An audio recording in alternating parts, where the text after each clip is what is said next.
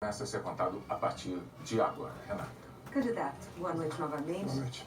O PT, nas duas vezes em que esteve à frente da presidência da República, com Lula e depois com Dilma, protagonizou os maiores escândalos de corrupção da história recente do país. O Mensalão e o Petrolão envolvendo 12 bilhões de reais em desvios. Nem Lula, nem Dilma, nem o PT jamais fizeram uma autocrítica.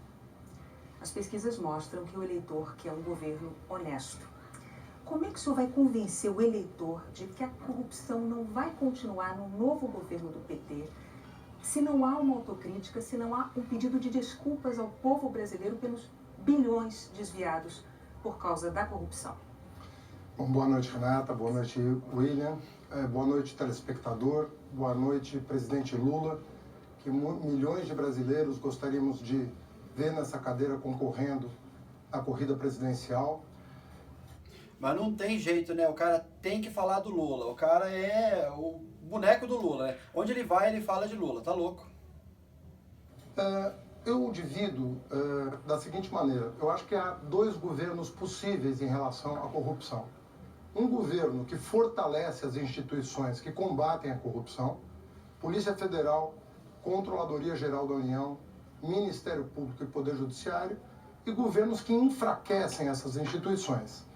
Na minha opinião, os governos do PT foram os que mais fortaleceram as instituições que combatem a corrupção. Mas, de fato, candidato, independentemente, desculpe, só com relação a isso, independentemente de ter fortalecido ou não, o fato é que integrantes do governo do PT foram pegos em atos de corrupção pelos mecanismos de controle anticorrupção, independentemente de quem os fortaleceu ou não. Isso é fato. Eu volto a repetir, será que uma autocrítica, um pedido de desculpas, um meia-culpa mesmo ao povo brasileiro? Minha resposta. A corrupção na Petrobras, isso no depoimento de vários delatores, testemunhas e colaboradores, ela data de tempos muito remotos, ela remonta à ditadura militar. E todos foram unânimes em dizer que é de muito tempo. Se você não fortalece os mecanismos de combate à corrupção, você não descobre a corrupção. O papel de um governo é, sem tomar partido, sem proteger amigos, sem perseguir adversários, é fortalecer esses mecanismos. E a própria Polícia Federal, o próprio Ministério Público reconhecem que os governos petistas foram os que mais apoiaram essas instituições. Bom, o senhor mencionou a Petrobras, mas é fato, todas as investigações da Lava Jato apuraram isso, e as nomeações de diretores da Petrobras passavam, sim, pelo presidente Lula, pelo então presidente Lula. A gente sabe, inclusive, que Renato Duque era, dentro da Petrobras, segundo a Lava Jato, responsável pela propina do PT. O presidente Lula se encontrou com o Renato Duque no aeroporto de Congonhas para falar sobre as denúncias de corrupção. Ele confessou isso, né? Renata, deixa eu te explicar como é que funciona o governo federal. É muito importante para o telespectador entender a complexidade do governo federal. O presidente da República, ele escolhe o presidente da empresa, ele escolhe os membros do conselho, a quem ele convida, com participação inclusive da iniciativa privada, mas é muito difícil para um presidente se imiscuir em assuntos assim, de cada diretoria, tanto é que os diretores da Petrobras não despacham com o presidente da República. Por que o presidente Lula se encontrou com o Renato Duque no aeroporto de Congonhas? Depois de deixar a presidência, em função de um rumor. E Dilma Rousseff era presidente do Conselho de Administração. Sim, que afastou Renato Duque quando tomou posse, a partir de um rumor de que ele poderia estar envolvido num esquema de propina. Esses diretores todos já tinham sido afastados. Então, eu não estou aqui querendo dizer que não houve falha na fiscalização da Petrobras, porque o papel de um governo é também, não só... Falha de quem, candidato? Desculpe, falha de quem? Para essa corrupção graçada dentro da empresa? Deixa eu te responder. A administração pública, ela avançou muito a administração direta e indireta. As estatais, eu considero que ficaram mais desguarnecidas. Mas o fortalecimento dessas instituições desbaratou uma quadrilha que foi posta na cadeia. Inclusive os empresários que participaram da corrupção, esses infelizmente já saíram. Mas, candidato... Inclusive o ex-presidente Lula. Será que ele vai... O que vocês acham, hein? Será que ele vai colocar a culpa no ex-presidente Lula? Ou vai colocar a inocência? O que vocês acham, hein? Vamos lá, vamos ver se ele vai culpar ou inocentar o ex-presidente Lula. Porque culpar os diretores da Petrobras ele vai culpar, né? Bode expiatório. Agora, vai culpar os colegas dele, os políticos? Será que ele vai culpar? Vamos ver. Porque eu penso que foram muito beneficiados fazer uma observação que é pela lei, importante. muito beneficiados pela lei que permitiu que, às vezes, uma delação acompanhada sem provas pudesse gerar um benefício a ponto de um corruptor, confesso, já estar gozando da liberdade e do seu patrimônio. Candidato, vamos colocar as coisas nos seus devidos lugares. O senhor já disse em entrevistas anteriores, né, que o que aconteceu em relação à corrupção foram atos de indivíduos e não do Partido dos Trabalhadores como organização. O Ministério Público tende a discordar dessa sua afirmação, porque no levantamento do próprio Ministério Público, quando a gente olha aqui a lista, a gente vê entre presos, condenados, investigados e réus na Lava Jato, o que é que tem do PT? Tem 2 ex-presidentes da República, Lula e Dilma. Tem 11 ex-ministros. Desses 11 ex-ministros, tem 2 ex-ministros da Fazenda, Guido Mantega e Antônio Palocci. Tem 4 ex-presidentes do Partido dos Trabalhadores, eu posso nomeá-los, se o senhor preferir. Tem 3 tesoureiros, ou seja, os procuradores, diante dessa situação, eles dizem o seguinte: não havia ali atos isolados, o que havia ali era uma situação sistêmica, organizada. Eu gostaria de saber como é que o senhor se contrapõe a essa evidência. Olha, na verdade, o financiamento empresarial de campanhas criou uma série de brechas que permitiram a pessoas, algumas tentarem ajudar o partido de forma irregular e outras enriquecerem pessoalmente. Eu não condeno ninguém por antecipação. Você citou pessoas que já foram, inclusive, excluídas de processos penais. Eu citei Várias pessoas delas. que estão presas ou condenadas, Não, ou que são réis, ou que foram Vamos falar de um nome conhecido. A presidenta Dilma não é ré em nenhuma ação que eu tenha conhecimento. Você tem conhecimento de uma ação Ela é em que investigada, candidato. Não, mas espera aí. Presos, condenados, investigados. Investigado. A Rede Globo é investigada. Mas não, A Rede Globo não é essa a questão, não, candidato. é o senhor essa se questão. apresenta aos eleitores Mas você brasileiros condena uma pessoa, como candidato uma do Partido instituição dos que é Trabalhadores. Me investigada? permita. Pois O senhor não. se apresenta como candidato à presidência da República pelo Partido dos Trabalhadores.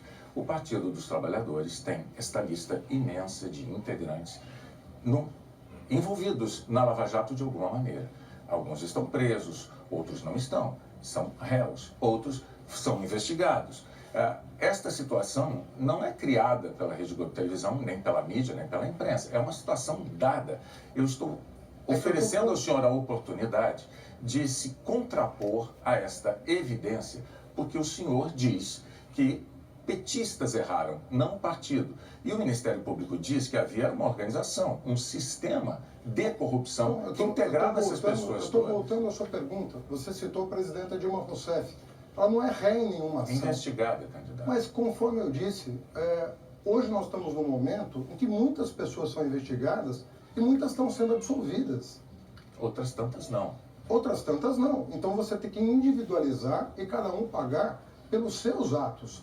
Você não pode, em função de um indício, condenar. E eu penso, Bonner, que a Rede Globo muitas vezes condena por antecipação. Não é pela fato, maneira, vocês não tratam os próprios. Eu, como jornalista, o que eu faço é jornalismo. Vocês não tratariam os problemas da Rede Globo da maneira como vocês tratam os problemas do PT. Os problemas da República, por exemplo, candidato, mas- os problemas da República dizem respeito a uma nação de brasileiros, a milhões e Mas a milhões de Rede Globo diz eleitores respeito a uma que estão concessão agora há pública. dias. Não se trata Nós disso. tivemos um problema na candidato. Receita Federal da Rede Globo. Candidato, E eu não vou as ficar questões- antecipando juízo sobre a Rede Até porque o senhor Globo. está tendo nesse momento a oportunidade de explicar para o eleitor brasileiro que está assistindo a Eu entrevista. volto ao a vivo, repetir. o que Eu entendo que a situação é muito diferente. Eu discordo da sua afirmação de tentar envolver, por exemplo, a presidenta Dilma, pelo fato de que... Investigada, candidato.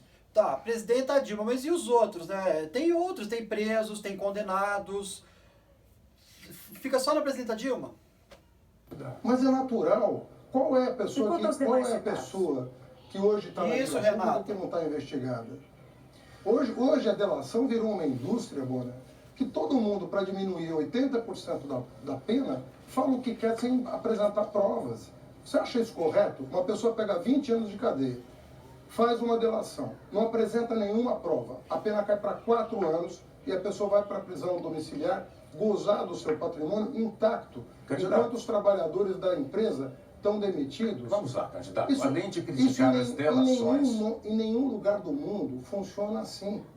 Isso é mentira o que ele está falando, é mentira, porque a Justiça, a Polícia Federal, a Procuradoria-Geral da República, em nenhum momento eles aliviam provas de delatores só porque delataram, sem provas, não. A Polícia Federal sempre falou, a delação só vale se tiver provas, você tem que provar o que você está falando, você tem que trazer benefício para a Justiça, com provas concretas, aí você é beneficiado. Isso que ele está falando é uma tremenda da minha mentira. Ele está falando que o cara pega 20 anos de cadeia, daí delata, fala um monte de coisa, um monte de gente é culpado, aí alivia para 4, e as provas? Não alivia, não, é mentira. A Polícia Federal não alivia para ninguém sem as provas. Tem que ser comprovado. A polícia tem que ir lá, investigar, olhar e confirmar. Não, nós confirmamos que a sua delação é verdadeira, você provou, realmente você está certo. A sua prova está correta, nós confirmamos e daí nós vamos te dar o benefício. É assim que funciona. Ele está mentindo de novo, tá? É uma tremenda mentira isso. O Brasil melhorou muito a posição dele no ranking internacional de países que combatem a legislação aprovada pelo PT. Combatem a corrupção. Graças à legislação aprovada pelo PT. A mesma que colocou petistas nessa situação. A mesma que colocou Eu gostaria de mover a entrevista adiante. A mesma que colocou tucanos, a mesma que colocou PMDBistas, a mesma que colocou pepistas. Vários integrantes de partidos aliados ao PT, então, enfim. É fato. E da oposição também é fato. Mas o senhor, além de fazer críticas às delações, o senhor... Da maneira como estão sendo processadas. O senhor e outros integrantes do seu partido criticam também o judiciário. Muitos petistas já se referiram àquilo que seria uma conspiração do judiciário. No entanto, quando a gente olha a lista de ministros integrantes do Supremo Tribunal Federal, a gente observa o seguinte: nos 2 governos de presidentes petistas, Dilma Rousseff e Lula, foram nomeados 13 ministros do Supremo Tribunal Federal. Dos atuais 11 integrantes da casa, 7 foram indicados ou por Lula ou por Dilma. No Superior Tribunal de Justiça, outro órgão superior, são 33 cadeiras, 28 foram indicadas por governos petistas, Lula ou Dilma. Dos 141 atuais desembargadores da Justiça Federal, 141, 92 foram indicados por Lula ou por Dilma. E mais, no TRF4, ele é simbólico, porque o TRF4, em segunda instância, condenou Lula, e ele tem quantos integrantes? 27 integrantes. Dos 27 integrantes do TRF4, 22 foram indicados por Lula ou por Dilma. Diante desses números, eu lhe pergunto, houve uma conspiração no judiciário ou houve uma enorme prova de isenção da justiça? Você está perguntando para o Fernando Haddad. Sim, candidato a presidente. Candidato a presidente. Eu vou te dizer. O que você testemunha aqui com esses números é que nós nunca partidarizamos o judiciário. Nunca. O presidente Lula jamais indicou um ministro do Supremo, do STJ, pensando em como esse ministro ia votar. Se ia votar a favor de A ou de B, se ia perseguir A ou perseguir B. Então não há conspiração, não é, candidato? Calma, deixa eu responder. Você fez uma longa pergunta, eu quero fazer uma resposta à altura da sua pergunta. Então, o que a sua pergunta demonstra, por números, é que nós nunca partidarizamos o judiciário. Isso não significa que o judiciário não possa errar. E é em função dos erros judiciários... Errar ou conspirar, candidato? Errar. Você está perguntando a minha opinião. Eu nunca usei a palavra conspirar. Foram muitos os petistas que recorreram a essa expressão. Você diga o nome e eu não vou responder. Não é necessário. O que eu digo a você é que o judiciário tanto pode errar que os recursos são previstos na nossa Constituição para corrigir os erros do judiciário. Se ele fosse infalível, bastava juiz de primeira instância. Agora, candidato... Você não precisava de recurso. Candidato, o seu nome foi citado na delação da Odebrecht. O seu nome. O seu nome foi citado na delação também de Mônica Moura e da UTC, de Ricardo Pessoa. Muito bem.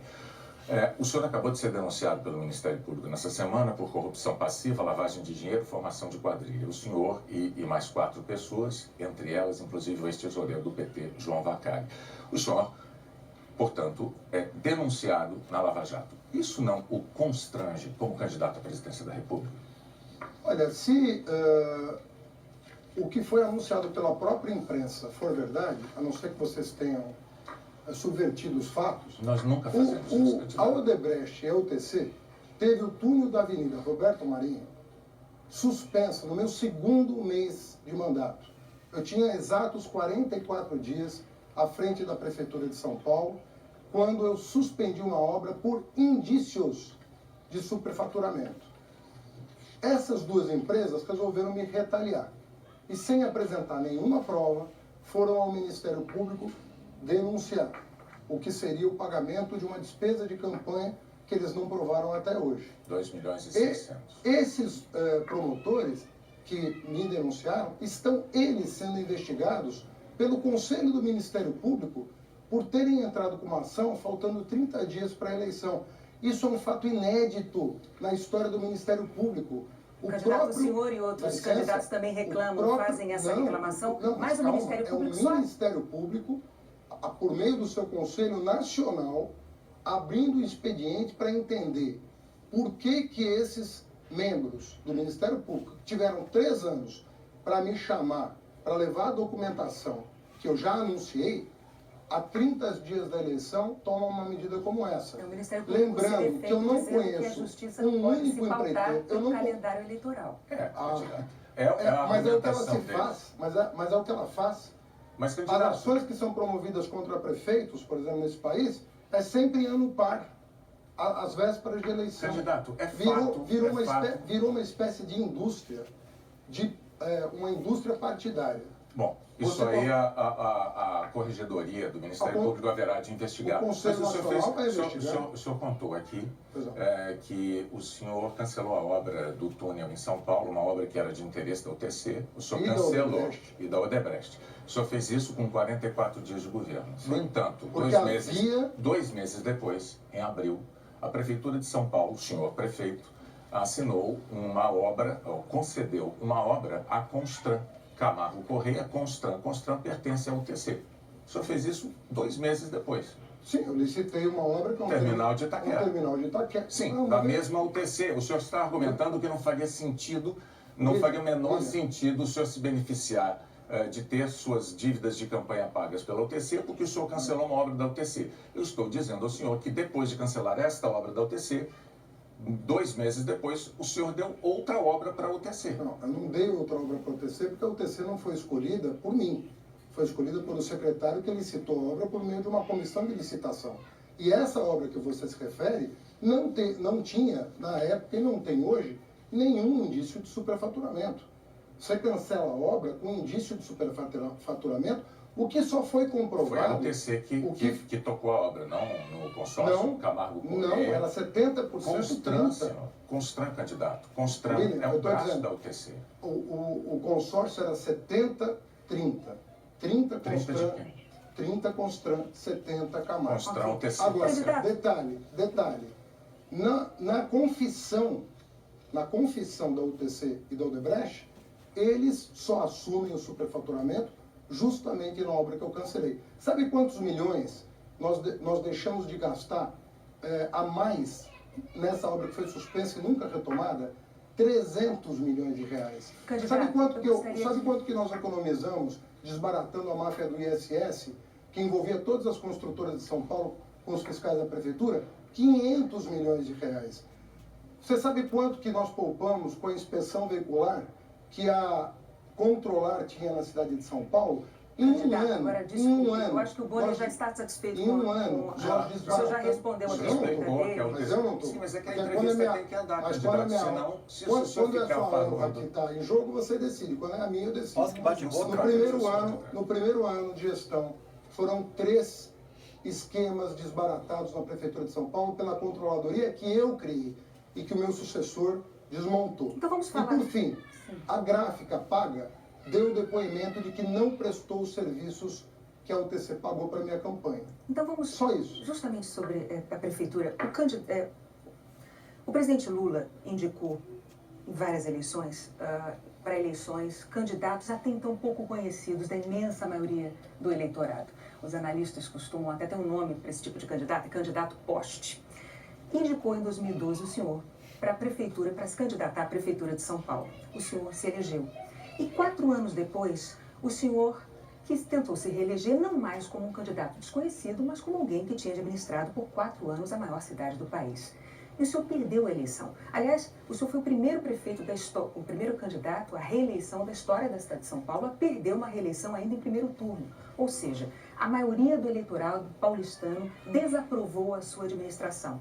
Eu lhe pergunto, por que os eleitores devem acreditar que agora, apenas 2 anos depois, de novo, o presidente Lula o indica, o senhor ungido do presidente Lula, como candidato à presidência da República, e o senhor não vai ter, de novo, a administração reprovada pela maioria do eleitorado? Bom, por que o presidente Lula me indicou como candidato a prefeito de São Paulo? Porque, na visão dele, eu fui o melhor ministro do seu governo, tendo saído no dia 24 de janeiro de 2012 como o ministro mais bem avaliado do governo mais bem avaliado da história. O ProUni fomos nós que criamos. 126 cidades brasileiras receberam universidades federais. Então, por que o senhor perdeu a eleição? Perdão, 214 cidades receberam escolas técnicas.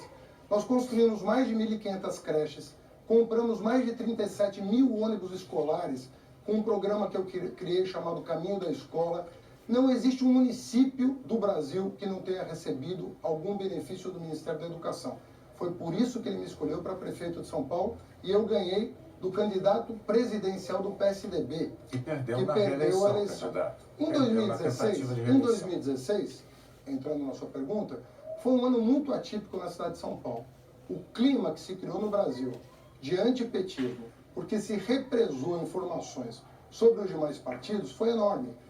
E o que aconteceu em 2016? O Temer assumiu a presidência da República e o Tasso Gereissati, ex-presidente tucano, admitiu ontem em entrevista que o maior erro do PSDB foi ter contestado as eleições de 2014, foi ter aprovado pautas-bomba contra o governo da Dilma e ter embarcado no governo Então, o Temer. senhor está dizendo que os eleitores não sabem votar. Em 2016... Eles puniram o senhor com a não eleição. Em 2016, esse país tirou uma presidenta legitimamente eleita do poder, colocou o Temer, que atraiu um programa completamente diferente, e elegeu o João Dória na Prefeitura de São Paulo. Atribui a isso a sua derrota eleitoral? Pergunte hoje para os eleitores de São Paulo o que eles acham do meu sucessor. Pergunte aos brasileiros o que eles acham do governo Michel Temer. E aí você vai saber o que aconteceu em 2016. Aconteceu uma indução a erro. Então, essa indução a erro foi um erro do eleitor. O eleitor foi induzido a erro. Então, o senhor disse que o eleitor votou errado. Ele votou errado. Ele votou com as informações que ele tinha. Tá, mas as informações que ele tinha é de que o PSDB era de Santos, o PMDB era de Santos, o PP era de Santos e o demônio do país virou o PT. E o petista, e isso se provou e errado. O petista Fernando Haddad, quando candidato à Prefeitura de São Paulo, fez uma série de promessas e não as cumpriu. Eu lhe pergunto se as promessas que o senhor não cumpriu não teriam tido um peso grande nessa sua derrota eleitoral em primeiro turno na tentativa de reeleição. Eu vou exemplificar. O senhor prometeu construir 55 mil moradias e entregou 15 mil. O senhor prometeu construir 43 unidades básicas de saúde. O senhor entregou 12 de 43.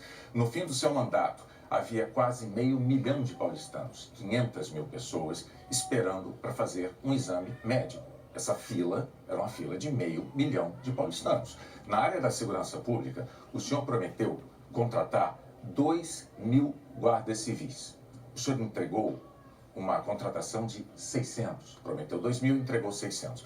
O senhor não cumpriu promessas como prefeito de São Paulo. Muito bem. Por que o eleitor haveria de imaginar que o senhor virá a cumprir as promessas que faz como candidato à presidência da República? O meu plano de metas, William, tinha 123 metas. Eu cumpri a maioria delas. Mas o senhor deixou coisas em aberto em saúde. Não, mas... Em mas saúde e mas segurança você me fez pública uma para dar pergunta e não está me lugar deixando responder. Não, candidato, eu só não quero que o senhor... Eu viabilizei. O senhor pode se defender e responder, Não, só mas depois eu fazer esta observação. Pois não. O senhor deixou em aberto promessas na área habitacional, na área da saúde e na área da segurança pública. Por favor, Os pode seus responder. números não estão bem corretos. Eles estão corretos, Na área da moradia, não. checadíssimos. Na área da Candidato, moradia, por favor, nós não vamos publicamos... discutir números agora, porque eles estão Bom, eu não vou corretos. entrar nessa polêmica, está É isso, publicado é no melhor. Diário Oficial. Isso. No Diário Oficial do município estão os dados. Eles estão Agora, disponíveis. são 123 itens, nós cumprimos mais de 50%, 100% das metas, e 85% ou 100% ou mais de 50% das metas. Detalhe, o PIB brasileiro entre 2015 e 2016 caiu 8%.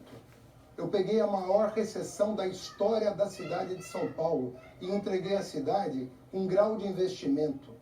Um grau de investimento. Você sabe o que é o grau de investimento? Sim, senhor. Então você fique sabendo que com a maior recessão da história da cidade, eu entreguei com 5,5 bi em caixa, com 2.200 para pagar. Eu tive responsabilidade de manter a cidade de São Paulo sã num período de crise. Hoje você tem estados atrasando salário, você tem municípios atrasando salário, você tem obras paradas no Brasil inteiro. Você não tem nada disso na cidade de São Paulo, Candidato. não por causa do prefeito atual, por causa do trabalho que eu fiz Ok, de para a entrevista saneamento das então, Renê, finanças. mas vamos continuar. Na eleição, para a eleição, Vocês viram que a pauta é corrupção, não fez isso, não fez aquilo, prometeu, não cumprir, mas principalmente corrupção, né? Lembra da entrevista do Bolsonaro? Falaram de corrupção?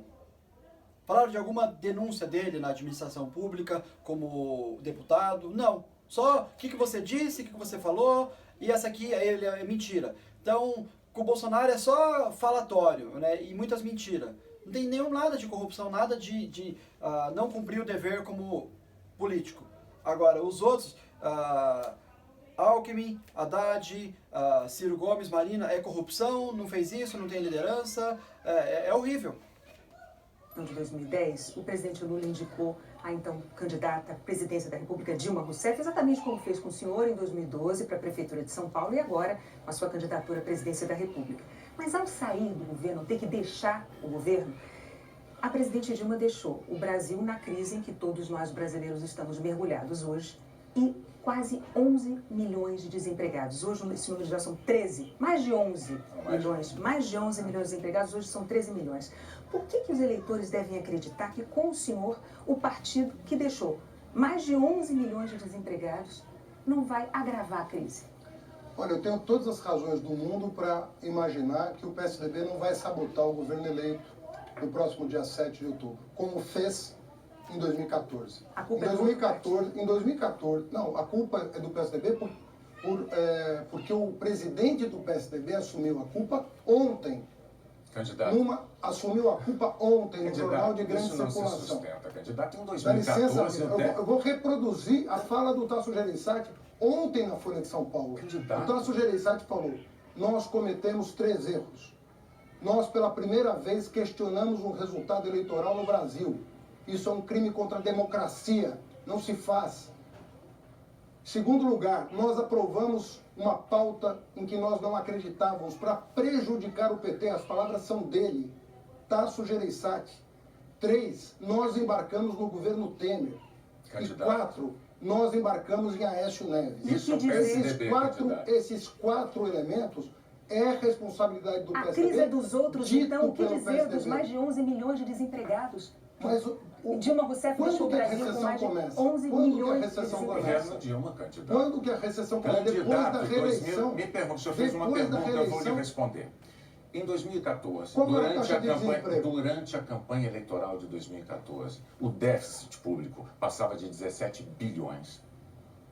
O PIB, o crescimento do PIB já tinha caído para 0,5%. A presidente Dilma Rousseff, candidata à reeleição, dizia que estava tudo indo às mil maravilhas. Vamos relembrar a história. Não só isso, ela dizia que ia manter, se reeleita, a política que estava implementando para a economia brasileira e ainda acusava, o senhor deve se lembrar disso também, ela acusava os adversários, dizia que se eles ganhassem, ao assumirem o poder, eles iam mexer na economia e iam tirar, aspas, tirar a comida da mesa do trabalhador. Aí ela ganhou a eleição. Ao ganhar a eleição, tomou posse imediatamente, tentou corrigir os rumos da economia, daquilo que o senhor mesmo chamou de cavalo de pau. Ela deu o cavalo de pau, tentando corrigir a economia, porque ela precisava ser corrigida, só que aí ela perdeu completamente a credibilidade. Os críticos imediatamente disseram que ela cometeu um estelionato eleitoral e nós mergulhamos numa crise de que, aliás, ainda não saímos até hoje. Qual é a dificuldade que o Partido dos Trabalhadores tem de fazer uma autocrítica, de reconhecer a sua culpa, a gestão da economia no ano de 2014 já fazendo Sabe qual é o água? problema? Primeiro você está citando uma entrevista minha em que eu digo os erros que foram cometidos no final do governo Dilma. Então, é contraditório o que você está dizendo, porque você está citando uma entrevista minha, em que eu estou dizendo, eu estou fazendo as críticas. Outra coisa é você dizer que a recessão de 2015 e Você 2016... está culpando dos outros partidos, candidato? Eu estou dizendo que as pautas bomba e a sabotagem que ela sofreu, reconhecida pelo presidente do PSDB, teve mais influência na crise do que os eventuais erros cometidos antes de 2014. Nós tínhamos a menor taxa de desemprego em 2014. Você está falando de desempregado? Pega a série histórica, 4,9% de desemprego em dezembro de 2014. E aí começa o seu Eduardo Cunha, o seu Aécio Neves, a aprovar despesa lá no Congresso Nacional. Despesa em cima de despesa. Para sabotar um governo que precisava fazer um ajuste, mas não para jogar a economia numa recessão, para recuperar a economia, como já tinha acontecido em vários momentos. Como nós combinamos antes, infelizmente o seu tempo terminou, mas enfim, está registrada aqui a sua opinião a respeito. Eu pediria agora que o senhor se dirigisse ao público para manifestar para ele qual é o Brasil que o senhor quer para o futuro. O senhor tem 1 minuto. Eu tenho certeza que todos que estão me ouvindo se lembram dos 12 anos de normalidade democrática que nós vivemos no país. Era luz para todos, era universidade para todos, era ProUni, eram universidades no interior, eram escolas técnicas no interior, era a transposição do São Francisco, era a Transnordestina. Geramos 20 milhões de empregos em 12 anos na iniciativa privada e no serviço público. 12 anos de normalidade democrática. A partir do momento que a oposição passou a contestar o resultado das urnas, nós passamos a enfrentar essa crise da qual nós podemos sair em outubro deste ano, se nós recuperarmos o projeto que vinha dando certo. Desenvolvimento econômico com inclusão. O povo é parte da solução, o povo não é problema. Vamos fazer o Brasil ser feliz de novo. Vote 13. Candidato Fernando Haddad, muito obrigado pela sua presença Obrigada. aqui, por enfrentar as perguntas nessa entrevista na bancada. Olha, a seguir a gente volta com a nova pesquisa da Datafolha. Gente, a nova pesquisa da Datafolha eu já deixei no meu canal, tá? Já pus antes do Jornal Nacional. Então, eu vou fazer uma análise agora a respeito dessa entrevista, mas como eu falei no meio da entrevista, foi corrupção, corrupção, corrupção. Em nenhum momento ele assumiu corrupção do partido, assumiu corrupção de colegas do PT. Olha só corrupção de indivíduos. Algumas pessoas tentaram enriquecer, tentaram fazer as coisas da maneira errada, mas algumas pessoas, em nenhum momento ele assume. Então, por mais que está provado a corrupção nos políticos do PT, nos ministros, presidente, mais que está provado, eles não assumem, não. E ele ficou um tempão falando da Dilma Rousseff, que era só investigada, mas e os outros? Então, ele não respondeu, várias perguntas ele não respondeu, e houve bastante bate-boca mesmo, porque ele não responde direito. E aí no final ainda tem a cara de pau de falar, tava tudo numa normalidade, tudo bem, nós entregamos tudo bem, vamos continuar fazendo o Brasil crescer. Mas eles que afundaram o Brasil, eles que afundaram. O Lula, na época do Lula, o Brasil tinha coisas boas, porque estava surfando na onda dos agronegócios, das commodities, que o mundo estava crescendo, comprava do Brasil, sobrava dinheiro para o Brasil. Então o Lula aproveitou bastante essa onda. Podia ter melhorado muito mais o Brasil se não tivesse tanta corrupção, tanto roubo. A Dilma chegou, desandou tudo. Uma coisa interessante é que ele foi o único que pediu voto, né? Falou, vote 13. Os outros 4 candidatos, pelo que eu me lembro, ninguém falou, vote em mim. Né? Vote em mim para presidente, vote tal número, vote. Ele foi o único que pediu o voto. Interessante. Eu achei que era proibido, mas pelo jeito não é. Então tá aí, gente, a análise que eu fiz, tá? Assim, crua na hora, né, instantânea, e é só bate-boca, só corrupção, não teve, em nenhum momento falou o que vocês vão fazer para o futuro, qual a sua promessa, qual o seu plano de governo, é mais bate-boca e corrupção e só, é uma tristeza. Eu espero que o povo continue firme, descrendo no PT. É o que a gente espera, tá bom? Gente, tá aí então a minha análise. Valeu, obrigado por terem assistido. A gente se vê então nos próximos vídeos. Até mais, tchau, tchau. Um abraço.